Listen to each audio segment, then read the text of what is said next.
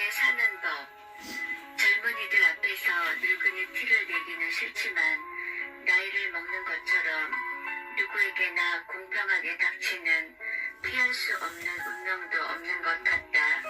그래서 부끄러워할 것도 자랑스러워할 것도 없이 내가 요즘 겪고 있는 요새 현상 중에 하나를 솔직하게 털어놓으려고 한다.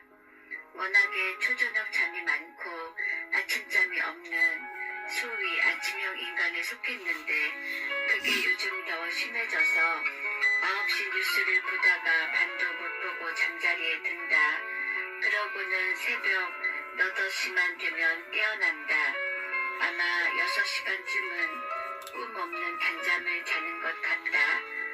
전에는 그렇게까지 일찍 깨어나지 않았고 눈 뜨자마자 시계 먼저 보면서 이른 아침이면 시간을 본 것처럼 옳다구나 벌떡 일어나 어제 못다한 일들을 주로 원고 쓰는 일이지만 계속하다가 해 뜨면 마당에 나가 잔디 사이의 잡초 뽑기, 새로 핀 화초하고 눈 맞추기 등 정원 일을 하며 부지런을 떨었다. 찾아오는 사람도 걸려오는 전화도 없는 아침 시간엔 머리도 맑아 그 시간을 가장 능률적으로 보람있게 보낼 수 있는 걸 은근히 자랑스럽게 여겼다. 그 시간에 내려서 마시는 원두커피 향은 또 왜 그리 좋은지 이 맛에 살아 한낮 커피향을 가지고 그렇게 외치고 싶기까지 했다. 그러나 근래 몇 년 사이에 그 버릇도 많이 바뀌게 되었다. 새벽부터 부지런 떠는 일 없이 마냥 자리에 누워 게으름을 피우게 된다. 누워서 두서없이 하는 생각은 앞으로의 계획이나 소망이 아니라 주로 지난날의 추억이고 그 중에도 현재의 나에서 가까운 지난날이 아니라 아주 먼 어린 날의 추억이다. 최근의 일은 어제 일도 잘 기억 못하는 주제에 어릴 적 일은 세세한 것까지 잘 생각이 난다. 그래도 다행인 것은 내가 반추하는 건 주로 사랑받은 기억이다. 나는 문명과는 동떨어진 농사짓고 길쌈하고 호롱불 켜고 바느질하고 사는 산골 벽촌에서 태어났다. 물질적으로 넉넉지 못했을 뿐 아니라 아버지를 일찍 여의었으니 요새 말로 하면 결손 가정이었다. 부족한 것 천지였다. 넉넉한 건 오직 사랑이었다. 아무리 생각해도 미움받거나 야단맞은 기억은 없고 칭찬받고 귀염받은 생각밖에 나는 게 없다. 그게 이른 새벽 잠 달아난 늙은이 마음을 한없이 행복하게 해준다. 어린 날의 추억이 아무리 달콤하다 해도 기억이 미치는 한도는 5살까지가 고작이고 젖먹이 때 일이나 그 이전 태어날 때 처음 본 가족이나 이 세상의 첫인상을 기억하는 사람은 아무도 없을 것이다. 그러나 나는 그것까지도 기억하고 있다고 생각하는 게 엄마로부터 들은 이야기 때문이다. 초등학교 들어가고 나서이다. 내가 초등학교에 입학한 30년대는 일제 식민지 치하였다. 창씨 개명은 하기 전이었지만 한자로 된 우리 이름을 일본식으로 발음해서 불렀다. 학교 가기 전에 집에서 꼭 배워가야 할 것이 자기 이름을 한자로 쓰는 거였다. 선생님이 출석부 부를 때도 물론 그 한자 이름을 일본식 발음으로 바꿔 불렀다. 1학년 때도 시험 치는 일이 잦아 시험지에 이름을 쓸 때마다 나는 고민도 되고 짜증도 났다. 복잡하고 흙수가 많은데 한자 이름은 이름을 기입하라고 마련된 네모난 빈칸을 빠져나오기 십상이었기 때문이다. 집에 가서 엄마한테 내 이름이 너무 어렵다고 불평을 들어놓았더니 엄마가 하시는 말씀이 나는 밤 12시에 태어났는데 여자아이를 순산했다는 소식을 들은 할아버지와 아버지 두 분이 그때부터 밤새 머리를 맞대고 우편을 찾아가며 지으신 이름이 내 이름이라는 거였다. 그 후 다시는 내 이름에 대한 불평을 안 하게 되었다. 불평은커녕 새 생명을 좋은 이름으로 축복해 주려고 머리를 맞대고 고민했을 두 남자. 점잖고 엄하기로 집안에서뿐 아니라 마을에서도 알아주는 상투튼 할아버지와 젊은 아버지를 떠올리면 내가 이 세상에 태어날 때부터 존중받고 사랑받았다는 확신이 들었다. 그 시절만 해도 남녀 차별을 많이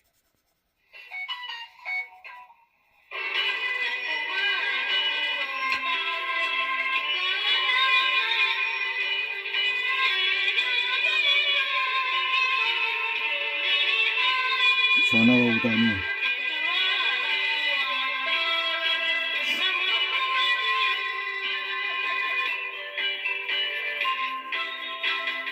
할 때였다. 특히 시골에서는 더했다. 시골 동무들 중에는 갓난이, 섭섭이 등 어린 마음에도 아무렇게나 성의 없이 지은 것 같은 이름을 가진 아이도 많았다. 그런 아이들에 비해 나는 특별한 대접을 받고 태어난 것처럼 느꼈고 아버지 얼굴도 모르지만 나는 결코 불쌍하지 않다고 스스로를 위로하고 존중할 수 있는 자부심이 생겼다. 아버지는 일찍 여의었지만 조부모님과 두 숙부님 내외와 고모까지 한 집에서 사는 대가족이었다.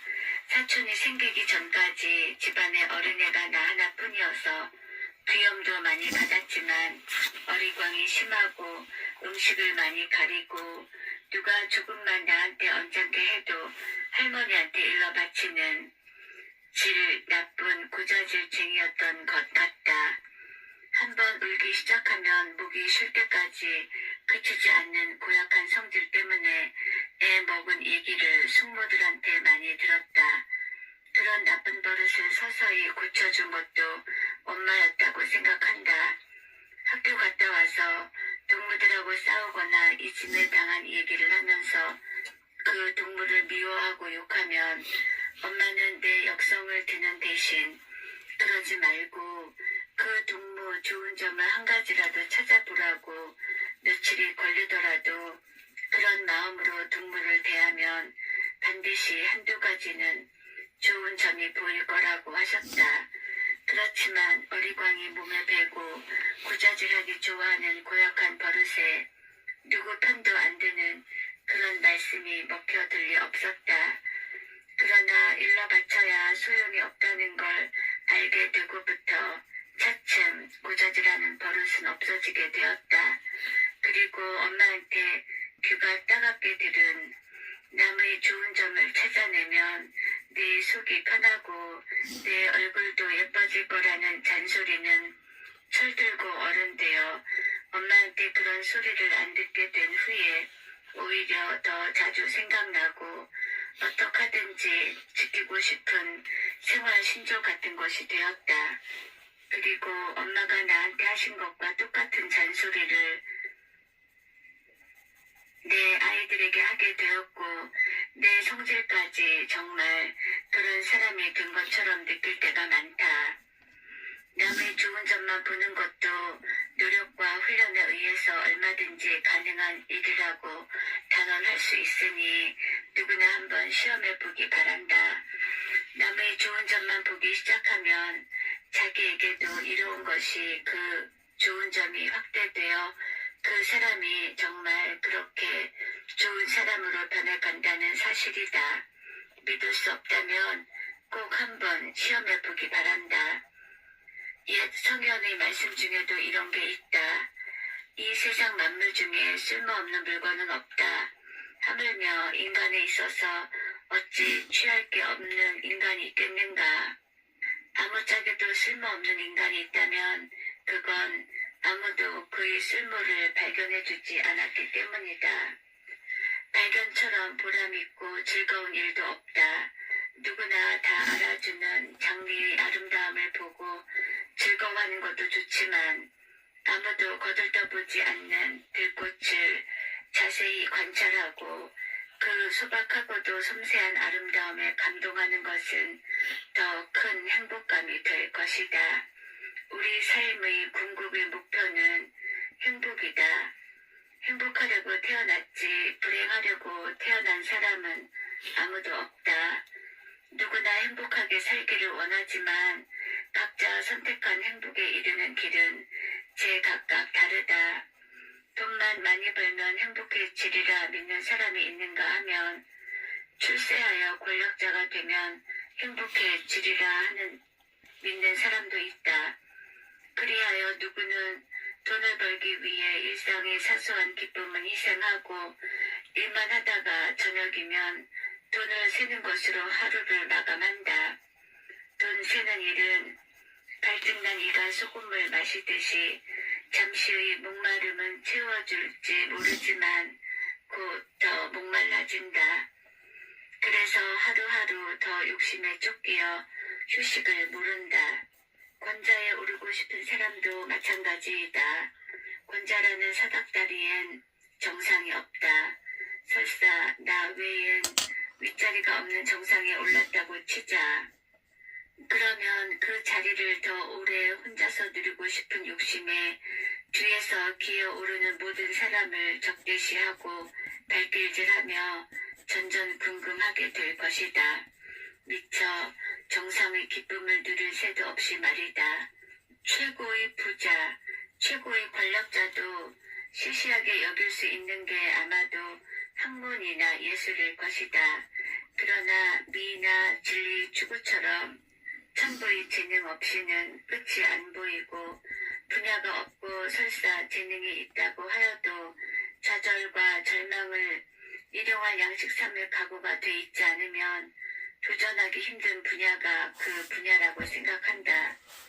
어떤 전문 분야나 마찬가지이다. 중고등학교 땐 좋은 대학만 들어가면 성공한 인생을 반쯤 달성한 줄 알지만 세상은 그렇게 만만하지 않다. 세상 사람이 알아주는 대학을 나올수록 가족이나 세상 사람의 기대치도 높아진다. 기대에 못 미칠 때 인류학벌이 도리어 열등감이 된다. 열등감처럼 사람을 불행하게 하는 게 없는데 그건 그 사람이 처음에 우월감의 맛을 보았기 때문이다. 으스대는 쾌감을 알기 때문에 아무도 안 알아주는 입장을 참아내지 못하는 것이다. 부자가 되거나 권세를 잡거나 전문 분야에서 두각을 나타내는 것이 개인의 특별한 능력이듯이 행복해지는 것도 일종의 능력이다. 그리고 그 능력은 성공한 소수의 천부적 재능과는 달리 우리 인간 모두의 보편적인 능력이다.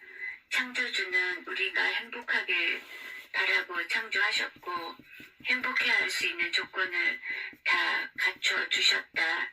나이 먹어가면서 이를 실감하게 되는데 그것이 연륜이고 나이값인가 보다. 하늘이 낸 것 같은 천재도 성공의 절정에서 세상의 인정이나 갈채를 한 몸에 받는다 하지만 그 성취감은 순간이고 그 과정은 길고 고되다.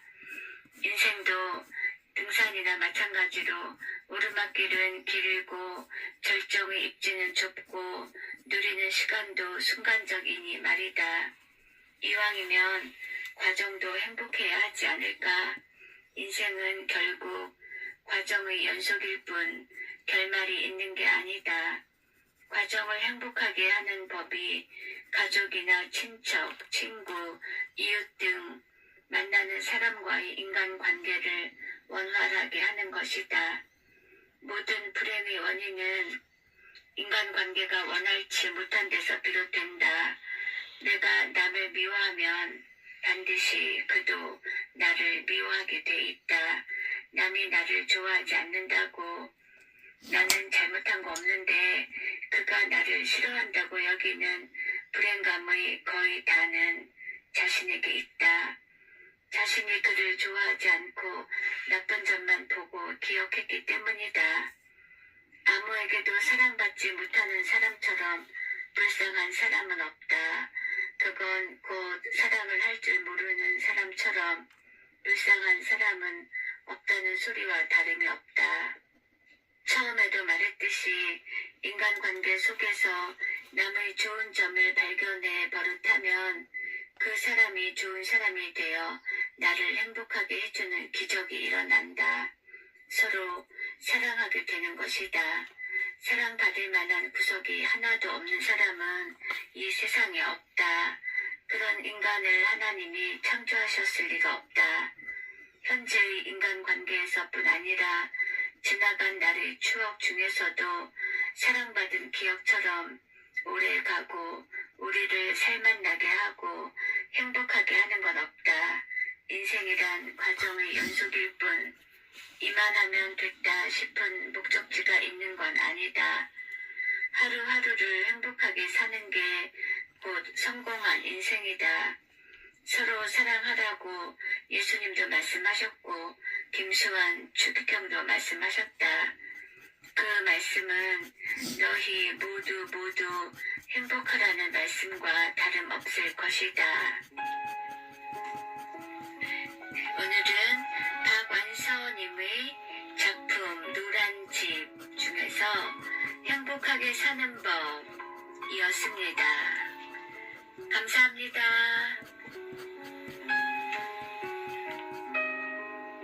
행복. 박원서님의 글이라고 해서 에세이라고 해서 한번 들어봤는데 남들 흔하게 말하는 것과 별 차가 안 나네요. 박원서님은 행복에 대해서 얼마나 좀 다른 생각이나 글을 쓰지 않으실까 기대를 했는데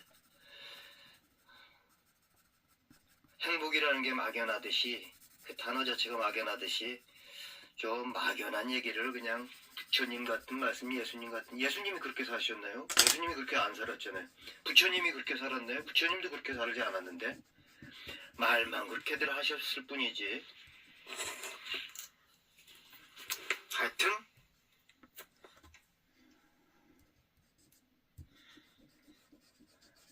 자기가 덜 부끄러우면 그것이 행복한 것이 아닐까. 무엇을 하든 인간과 동물의 차이점, 수치심을 느끼는 거잖아요. 저 사람은 뻔뻔한 사람들은 자기가 잘못하고도 그냥 전혀 그냥 뉘우침 없이 그렇게 살지만 그래도 더더구나 조금은 배웠다는 사람들은 그 기준은 다 있을 겁니다. 단지 자기 이익을 위해서 순전히 아니면 자기 집안 이익을 위해서만 그렇다는 것을 자기 자신은 더 잘 알겠죠. 그런 사람들은 부끄럽다는 얘기를 말하지 않고 그런 사람들은 상대하지 말고 우리가 행복이라는 얘기할 때 덜 부끄러울 수. 근데 나이가 점점 들고 이제 70이 다 되는 나 같은 경우는 그동안은 덜 부끄럽게 행동하고 살자. 그런데 지금은 더 부끄럽지 않게 살자. 이렇게 남은 생을 살고 싶네요. 나는 그래요. 예.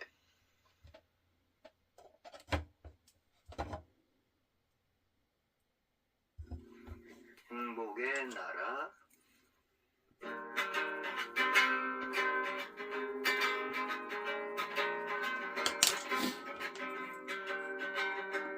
사막을 오더라 너의 좁은 몸으로 이 세상을 떠보자. 창문을 열어라 춤추는 산들바람을 한 번 더 느껴보자. 가벼운 풀 위로 나를 걷게 해주소. 뭔가 새들의 소리 듣고 싶소. 울고 웃고 싶소. 내 마음을 만져줘. 나도 행복의 나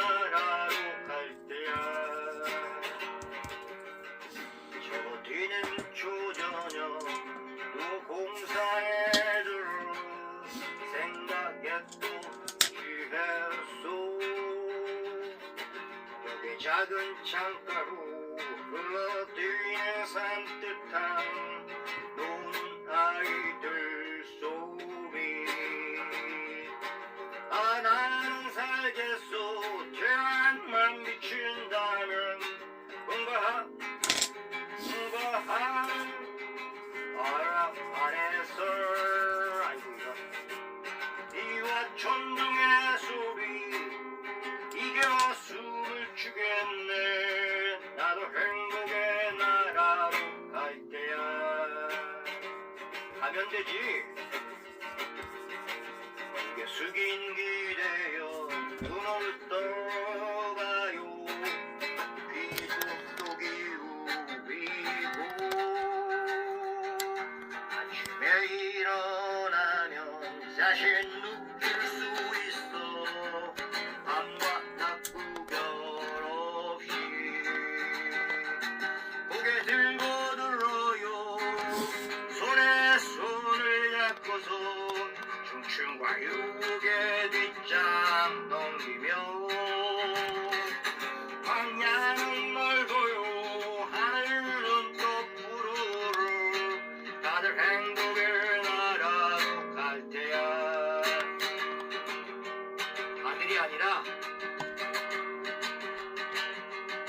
다들 행복의 나라로 가려면 다들 정의로워야지. 정의롭게 행동을 해야지.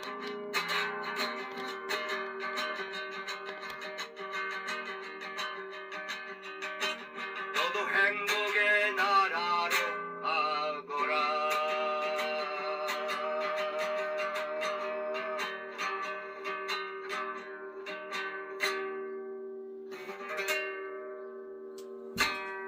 행복이 뭐 있어?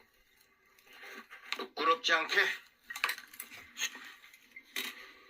덜 부끄럽게, 더더 부끄럽지 않게 그렇게 살면 되지. 그게 행복이지.